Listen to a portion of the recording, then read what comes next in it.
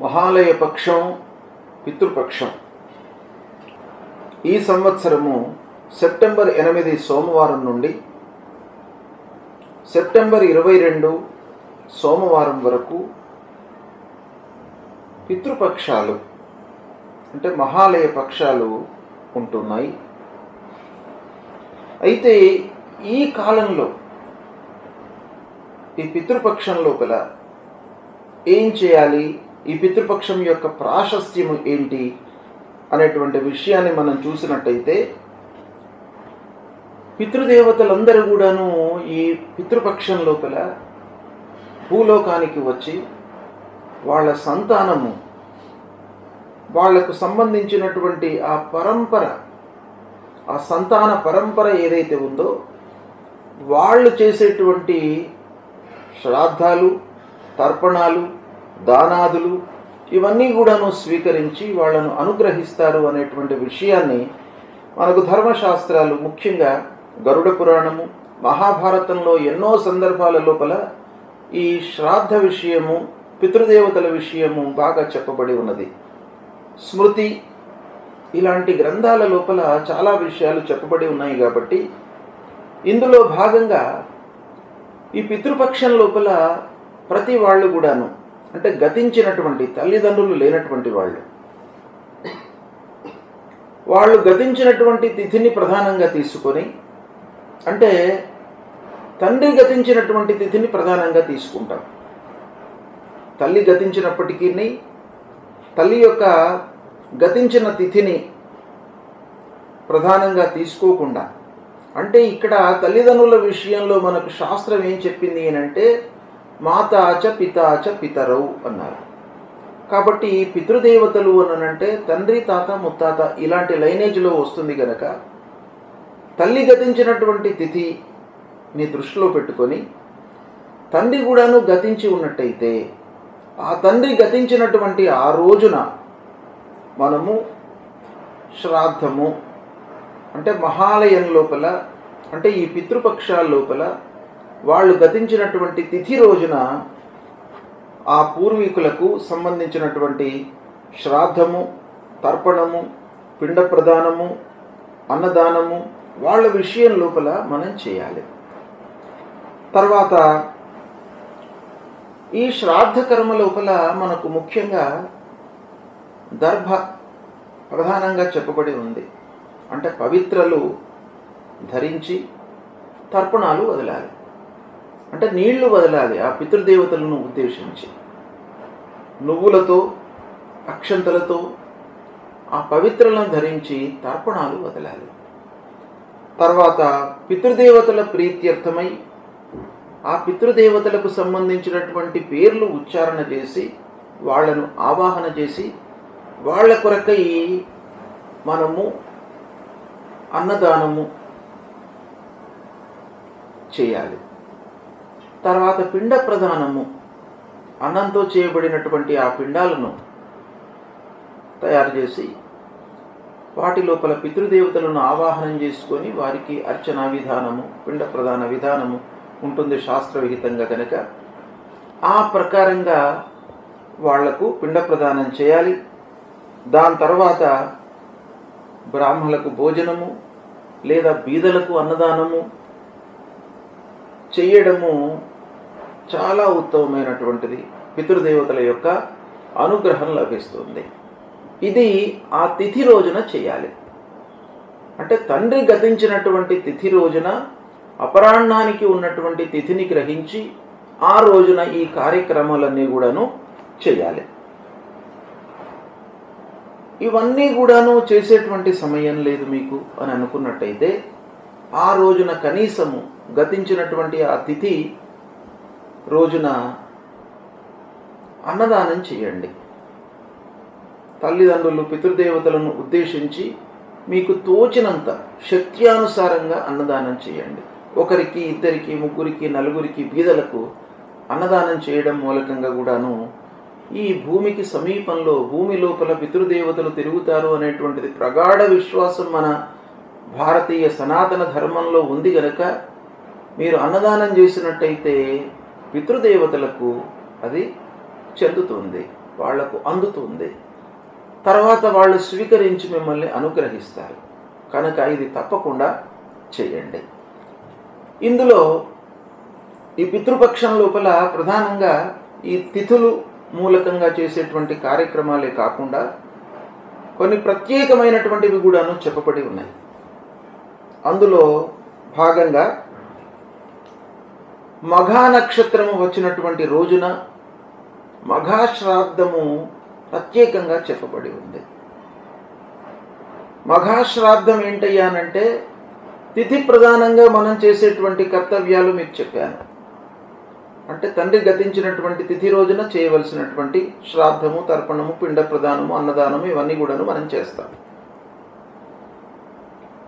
మఘాశ్రాద్ధము అనంటే మఘా నక్షత్రము వచ్చినటువంటి రోజున, పితృపక్షాలలో మఘా నక్షత్రం కూడాను ఒకరోజు వస్తుంది.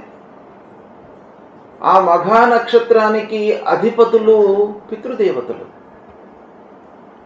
కాబట్టి ఆ మఘా నక్షత్రము వచ్చినటువంటి రోజున కూడాను మీరు పితృదేవతలను ఉద్దేశించి అర్చన,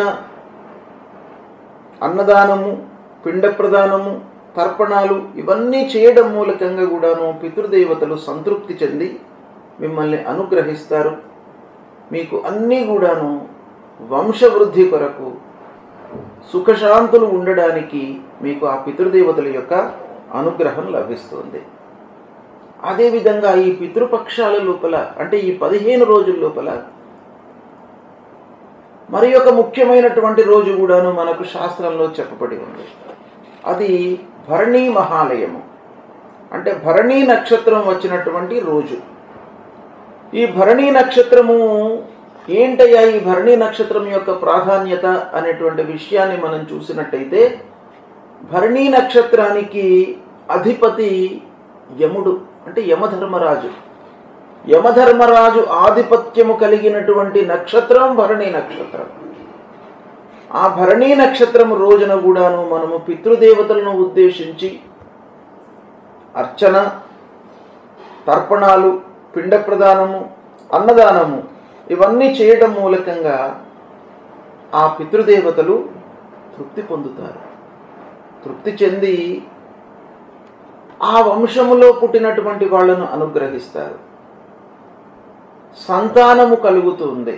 సంతానము లేనటువంటి వాళ్లకు సంతానం కలుగుతుంది. పితృదోషాలు కూడాను మనకు శాస్త్రంలో చెప్పబడి ఉన్నాయి. ఏంటయ్యా ఈ పితృదోషాలు అనంటే, ఎవరైతే పితృదేవతలను ఉద్దేశించి పిండ ప్రదానము, తర్పణము, దానాదులు, అన్నదానాదులు ఇవన్నీ ఎవరైతే చెయ్యరో వాళ్లకు పితృశాపం లభిస్తుంది అనేటువంటిది కూడాను మనకు శాస్త్రంలో చెప్పబడి ఉంది. అంటే భూమికి సమీపంలో, అంటే మనకు సమీపంలో ఎవరైతే ఆ వంశంలో పుట్టినటువంటి వాళ్ళు ఉంటున్నారో ఆ ఇంటి చుట్టే ఆ పితృదేవతలు ఈ మహాలయ పక్షం లోపల తిరుగుతూ ఉంటారు. వాళ్ళు ఆ తిథి కొరకు, మనము చేసేటువంటి దాన ధర్మాదుల కొరకు, పిండ ప్రదానం కొరకు, తర్పణాల కొరకు ఎదురు చూస్తూ ఉంటారు. మనం చేయని పక్షంలో పితృశాపం లభిస్తుంది అనేటువంటిది కూడాను మనకు శాస్త్రంలో చెప్పబడి ఉంది. కాబట్టి తప్పకుండా ఆయా రోజుల లోపల పితృదేవతలను ఉద్దేశించి శక్తి అనుసారంగా మీరు తప్పకుండా చేయాలి. అయితే ఇందులో ఈ భరణీ మహాలయం లోపల కూడాను యమధర్మరాజుకు సంబంధించినటువంటి నక్షత్రం కనుక యముడు ప్రీతి చెందుతాడు. అకాల మరణాలు జరగకుండా ఉంటాయి. పితృదేవతలను కూడాను తృప్తి కలుగుతుంది. కనుక భరణీ మహాలయం కూడాను తప్పకుండా చేయాలి. ఈ రోజున భరణీ మహాలయం రోజున శ్రాద్ధకర్మ చేసి పిండ ప్రదానము, తర్పణాలు ఇవన్నీ కూడాను చేయాలి.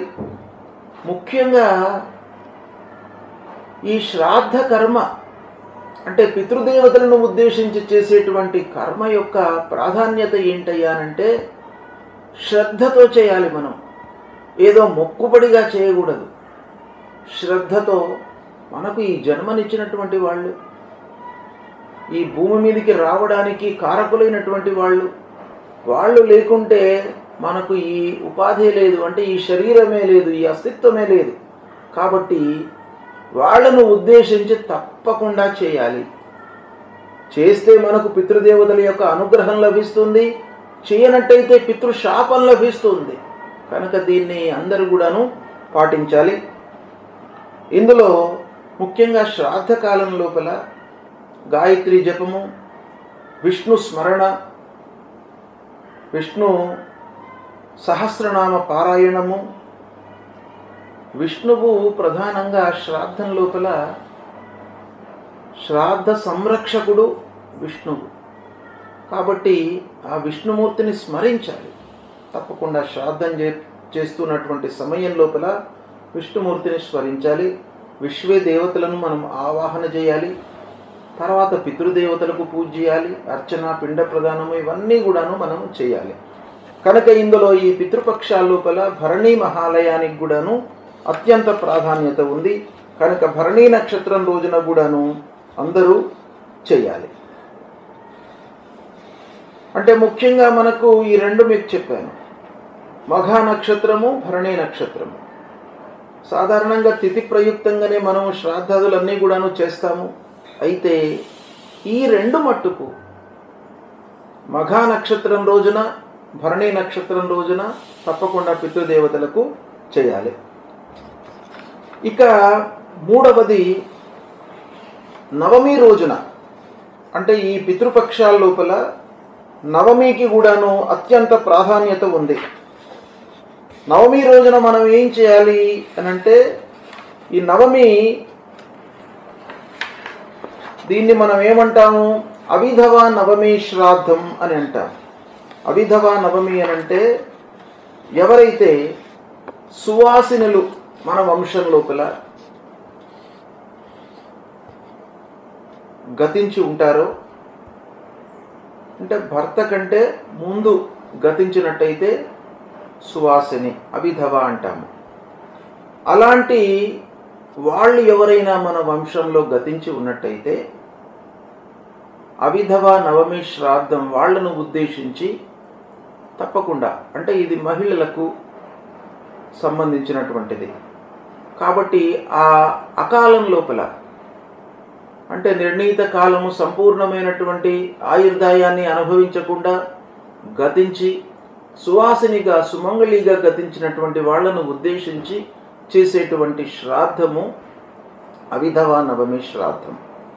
ఆ రోజు కూడాను వాళ్లను ఉద్దేశించి వాళ్ళ పేర్లు, గోత్రము అన్నీ కూడాను ఉచ్చారణ చేసుకొని వాళ్ళ కొరకు చేసేటువంటి శ్రాద్ధము, తర్పణము, పిండ ప్రదానము ఆ నవమి రోజున ప్రత్యేకంగా చేయాలి. తద్వారా వంశము వృద్ధి అవుతుంది, వాళ్ళ యొక్క అనుగ్రహం లభిస్తుంది. ఇక నాలుగవది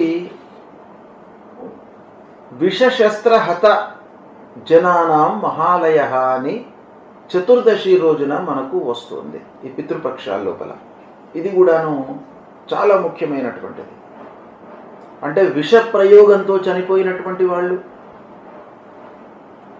బలవన్ మరణము చెందినటువంటి వాళ్ళు, ఆత్మహత్యలు చేసుకున్నటువంటి వాళ్ళు,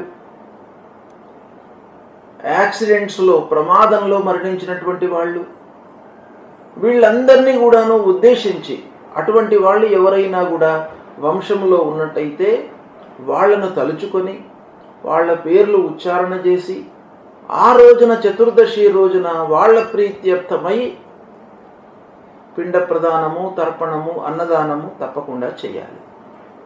తద్వారా ఆ వంశం లోపల మళ్ళీ అకాల మరణాలు జరగకుండా ఉంటాయి, విష ప్రయోగాలు చేయకుండా ఉంటారు, బలవన్ మరణాలు సంభవించకుండా ఉంటాయి అనేటువంటిది మనకు శాస్త్రం చెప్తోంది. కాబట్టి ఆ చతుర్దశి రోజున వాళ్ళ ప్రీత్యర్థమై తప్పకుండా చేయాలి. సరే, ఇవన్నీ కూడాను మనకు తిథి ప్రధానము, నక్షత్ర ప్రధానంగా కొన్ని చెప్పబడినవి. ఇవి చేయలేనటువంటి వాళ్ళు, అంటే తిథి ఆ రోజున మనకు వీలు కాదు, ఏదో కారణాలతో మనకు ఆ రోజు మనం చేయలేనటువంటి పక్షం లోపల మహాలయ అమావాస్య రోజున అందరూ కూడాను తప్పకుండా ఆచరించవలసినటువంటిది మహాలయ అమావాస్య.